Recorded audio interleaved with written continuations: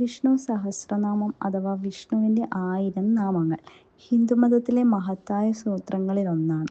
മഹാഭാരതത്തിലെ അനുശാസന പർവം ഭാഗത്തിലാണ് ഇതിൻ്റെ ഉത്ഭവം. ഇതിൻ്റെ പശ്ചാത്തലത്തിൽ അത്യന്തം ഭക്തിപൂർണമായ ഒരു കഥയുണ്ട്. ഭീഷ്മ പിതാമഹൻ കുരുക്ഷേത്ര യുദ്ധത്തിൽ വീണ് ശയ്യയിൽ കിടക്കുന്ന സമയത്താണ് ഈ മഹാനാമങ്ങൾ ജനിച്ചത്. അന്ന് ധർമ്മരാജൻ യുധിഷ്ഠിരൻ അദ്ദേഹത്തോട് ചോദിച്ചു, ലോകത്തിലെ ഏറ്റവും മഹത്തായ ദൈവം ആരാണ്? ആരെ ആരാധിച്ചാൽ മനുഷ്യൻ എല്ലാ ദുഃഖങ്ങളിൽ നിന്നും മോക്ഷം പ്രാപിക്കും? അപ്പോൾ ഭീഷ്മൻ ധർമ്മരാജാവിനോട് പറഞ്ഞത്, വിഷ്ണുവിനേക്കാൾ മഹാനായ ദൈവമില്ല. അവൻ അനന്തനും പരമാത്മാവുമാണ്. അവൻ്റെ 1000 നാമങ്ങൾ ജപിക്കുന്നതിലൂടെ മനുഷ്യൻ പാപങ്ങളിൽ നിന്നും മോക്ഷം പ്രാപിക്കും. അതിനുശേഷം ഭീഷ്മൻ വിഷ്ണു സഹസ്രനാമം ജപിച്ചു തുടങ്ങി. ആ സമയത്ത് ദേവതകളും മഹർഷികളും സ്വർഗത്തിൽ നിന്നിറങ്ങി അത്ഭുതത്തോടെ കേട്ടു.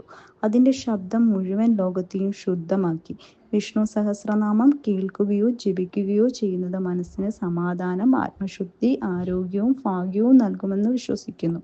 ഓരോ നാമവും വിഷ്ണുവിൻ്റെ ദിവ്യഗുണങ്ങളെയും അതിൻ്റെ അനന്തമായ കാരുണ്യത്തെയും പ്രതിഫലിപ്പിക്കുന്നു. അതിനാൽ തന്നെ വിഷ്ണു സഹസ്രനാമം പ്രതിദിനം കേൾക്കുന്നത് ജീവിതത്തിലെ ഭയങ്ങൾക്കും ആശങ്കകൾക്കും ഒരു ഉത്തമ ഔഷധമാണ്.